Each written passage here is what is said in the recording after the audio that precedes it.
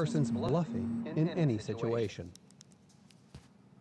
How would you like to know if the guy sitting across the poker table from you really has a full house or just a pair of deuces?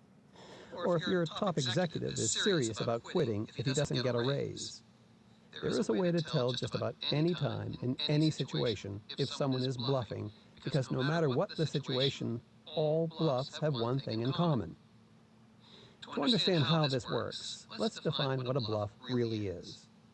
A bluff occurs when a person is really against something but pretends to be for it, or when he is for something and pretends to be against it. Consequently, when a person bluffs, he usually tries to appear as if he doesn't care when he really does, and he pretends to be concerned when he really isn't. In any case, he is trying to create a false impression intended to disguise his true belief. Therein lies the key. People who bluff generally overcompensate in either direction, and if you look for it, it's glaringly obvious.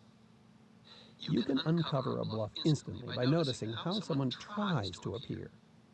A card player bets heavily and raises the pot.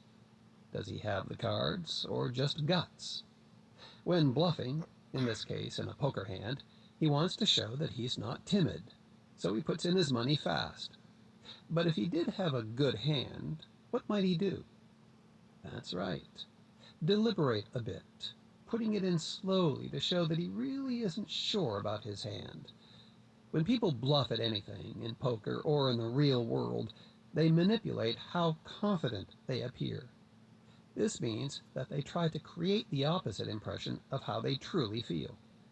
Again, while bluffing and in trying to appear confident, he bets quickly, and when he has a good hand, he will actually wait a moment or two to pretend that he's thinking about what to do. This goes for all situations. If he reacts too quickly and assuredly, then he is trying to show that he is confident, when in many cases he really isn't. Let's take another example. A partner in a law firm says he's going to leave unless he is allowed to take on a certain case. Is it a hollow threat or the real McCoy? If it was genuine, he would likely not make a point of trying to convey his confidence. However, an air of overconfidence will be easily observed if he is bluffing. This is, of course, because we have to assume that if he's at the firm, then he wants to be there, and that he will only be forced to leave if he doesn't get what he's asking for. So, logic dictates that he would rather stay and get the case than not get it and leave.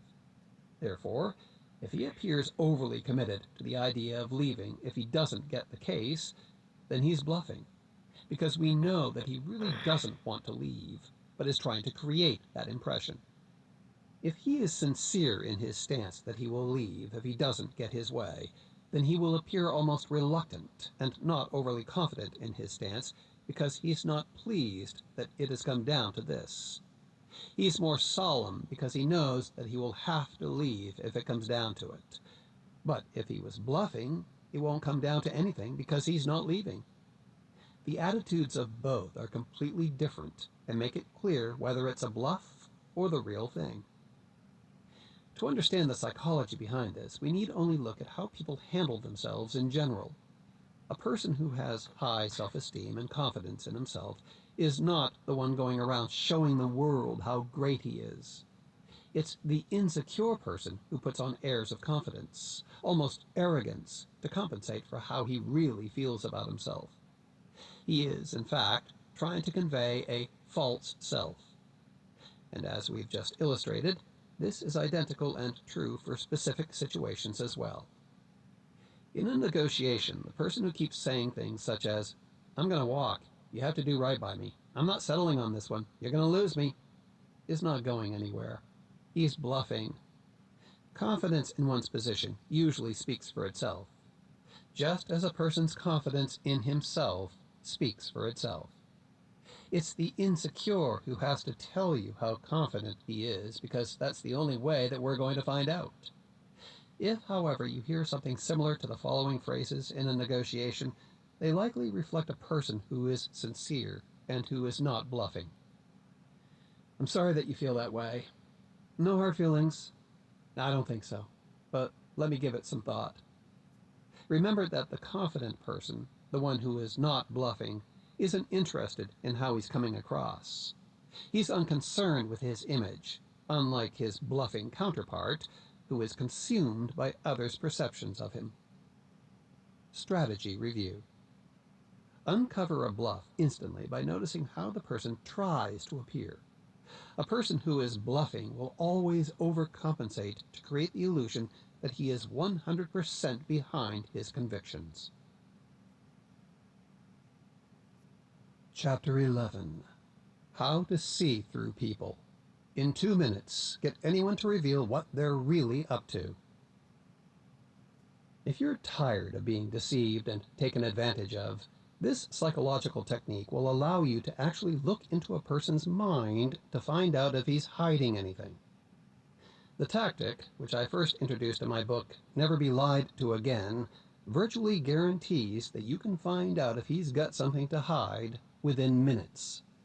It's called similar scenario, and it works like a Rorschach test, or what is commonly referred to as an ink blot test. The Rorschach test consists of abstract bilaterally symmetrical ink blots. The theory behind the test is that a person's interpretation of the shapes will reveal his or her unconscious attitudes and thoughts. With similar scenario, we use the same theory, but employ it in an entirely new way, verbally. What you want to do is to ask a question that does not accuse the person of anything, but rather alludes to it. Then, by simply gauging his response, you'll be able to find out if he's got something to hide. For instance, let's say that a woman suspects her husband of having an affair with his secretary. Casually, maybe over dinner, she would say, "Gee, you know what, honey? My boss, Jim, I think he may be having an affair with his secretary." Now, she simply observes his reaction. If he asks questions and becomes interested in the conversation, she can